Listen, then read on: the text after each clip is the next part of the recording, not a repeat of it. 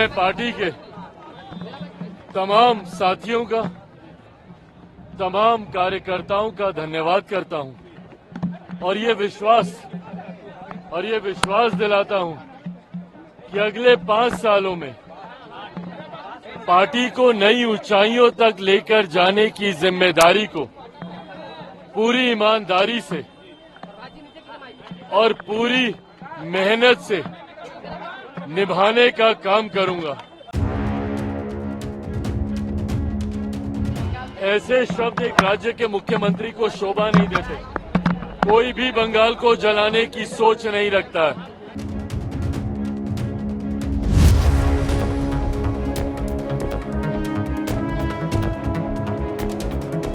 कांच की हांडी बार बार नहीं चढ़ती, तो जो लोग सोचते हैं कि भैया इस तरीके की सोच या इस तरीके के र्यूमर्स को हवा देकर चिराग पासवान को डरा लिया जाएगा, ये कांच की हांडी बार बार नहीं चढ़ेगी।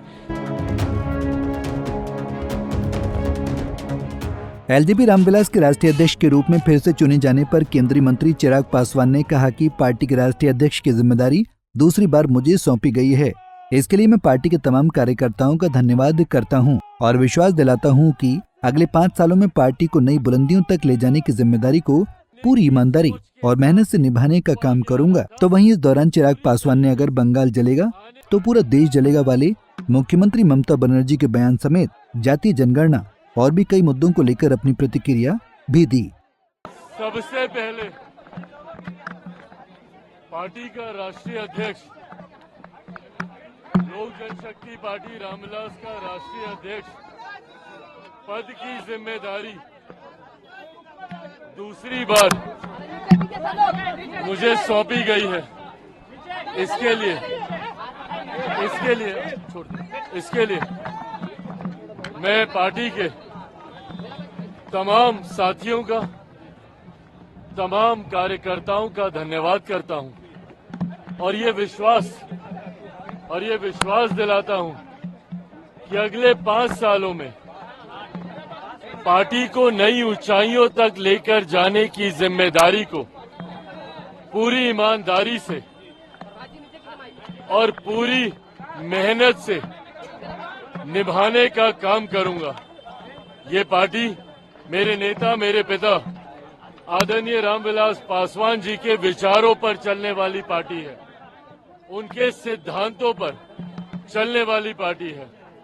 इस पार्टी के राष्ट्रीय अध्यक्ष की पुनः मुझे जिम्मेदारी मिलना मेरे लिए जहां एक तरफ ये हर्ष और गर्व की बात है, तो वहीं ये एक बड़ी जिम्मेदारी भी है और इस जिम्मेदारी को अगले 5 सालों में पूरी ईमानदारी और मेहनत से निभाते हुए पार्टी को नई ऊंचाइयों तक लेकर जाऊंगा।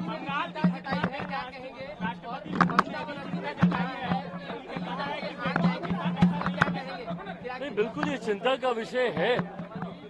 और देखिए, जिस तरीके से जितनी घिनौनी ये घटना है, जिस तरीके से इस घटना को अंजाम दिया गया, ये मानसिकता दर्शाता है कि किस मानसिकता से ग्रस्त वो व्यक्ति था जिसने इस तरीके से, इस बेरहमी से इस घटना को अंजाम दिया।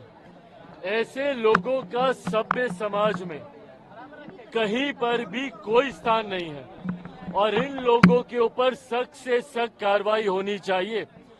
हमारी देश की राष्ट्रपति मां महिम तक जब खुद ऐसी घटना के ऊपर चिंता व्यक्त करती हैं, तो ऐसे में उन सरकारों की जिम्मेदारी बढ़ जाती है जिन सरकारों में इस तरीके की घटना को अंजाम दिया जाता है। और ये भी समझने की जरूरत है कि भाई, जिस व्यक्ति ने इस घटना को अंजाम दिया, वो व्यक्ति कहीं ना कहीं सरकारी व्यवस्था का हिस्सा बना हुआ था, जिसकी वजह से उसे इजी एक्सेस था सरकारी डिपार्टमेंट्स में आने जाने का। अगर ऐसी व्यवस्था अगर आप किसी व्यक्ति को दे रहे हैं और सरकार का संरक्षण ऐसे व्यक्ति को मिल रहा है, तो एक चिंता की बात है। आज की तारीख में कई ऐसे राजनीतिक दल हैं जो अपने पॉलिटिकल कैडर को सरकारी व्यवस्था का हिस्सा बनाने के लिए अलग अलग योजनाओं का इस्तेमाल करते हैं। दिल्ली में आम आदमी पार्टी को देख लीजिए, कुछ समय पूर्व तो उन्होंने अपने पॉलिटिकल कैडर को सरकारी व्यवस्था का हिस्सा बनाने के लिए पुलिस तक जैसी व्यवस्था में उनको शामिल करने जैसी योजनाएं बनाई थी। ऐसे में जो पॉलिटिकल पार्टी बिना वेरिफिकेशन के अपने पॉलिटिकल कैडर को सरकारी व्यवस्था का हिस्सा बनाती है, ये भी चिंता का विषय है। ऐसे में जिस घटना को अंजाम बंगाल में दिया गया, वो भी कहीं ना कहीं पॉलिटिकल कैडर एक सरकारी व्यवस्था का हिस्सा बनने की सोच के साथ ही वो आगे आ रहा था, जो पूरी तरीके से आने वाले दिनों में बहुत ज्यादा नुकसानदायक हो सकता है। तो पॉलिटिकल पार्टियों को ये भी सोचना चाहिए कि भाई जब आप उनको सरकारी व्यवस्था का आप हिस्सा बना रहे हैं तो क्या उससे पहले उनका पूरा वेरिफिकेशन किया गया है, और अगर नहीं किया गया तभी ऐसी घटनाओं को अंजाम दिया जाता है। और किस बात को लेकर धरना देने वाले हैं?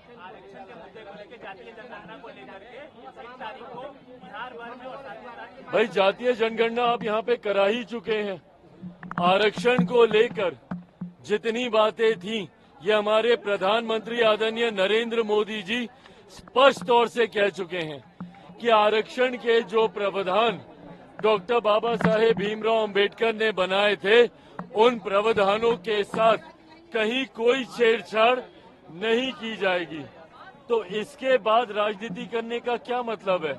और जहां तक रही बात जातीय जनगणना को लेकर, बिहार में जातीय आधारित जनगणना हो ही चुकी है, और बाकी राज्यों में जहां पर इनकी चिंता है, तो जिस गठबंधन का ये हिस्सा है, क्यों नहीं उन गठबंधन की सरकारें जहां जहां पर है वहां पर जातीय आधारित जनगणना कराई जाती है?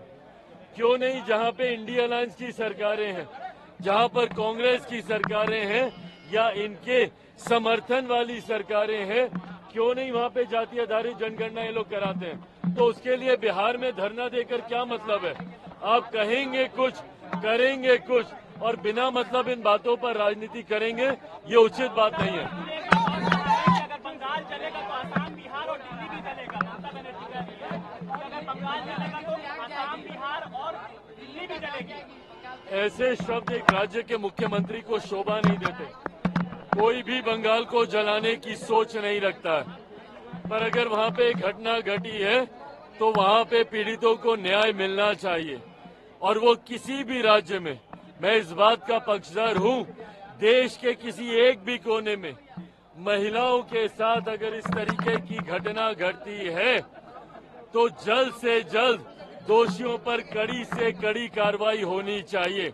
पर अगर आप उस बात का उदाहरण लेकर देश को जलाने की सोच अगर कोई राज्य का मुख्यमंत्री रखता है, तो इससे ज्यादा शर्मनाक और कोई बात नहीं होगी।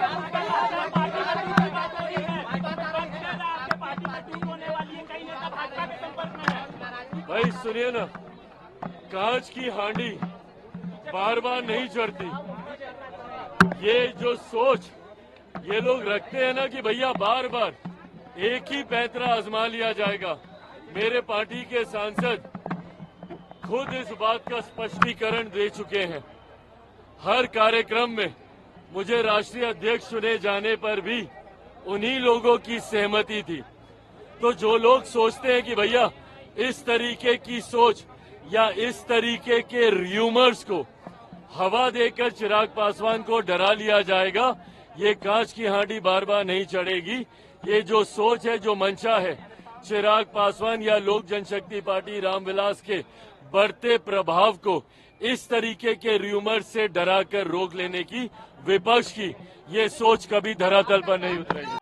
बहरहाल बता दें कि दोबारा लोजपा रामविलास के राष्ट्रीय अध्यक्ष बनने के बाद पहली बार पटना आगमन पर केंद्रीय मंत्री चिराग पासवान का पार्टी के कार्यकर्ताओं ने भव्य स्वागत किया। इस दौरान चिराग पासवान ने सभी का आभार जताया। Bureau report, Punjab Kesari TV. हमसे जुड़े रहने के लिए हमारे YouTube चैनल को सब्सक्राइब करें और नई वीडियो की नोटिफिकेशन के लिए बेल आइकॉन को दबाएं। अगर आप ये वीडियो Facebook पर देख रहे हैं तो लाइक जरूर करें और ज्यादा से ज्यादा शेयर करें। धन्यवाद।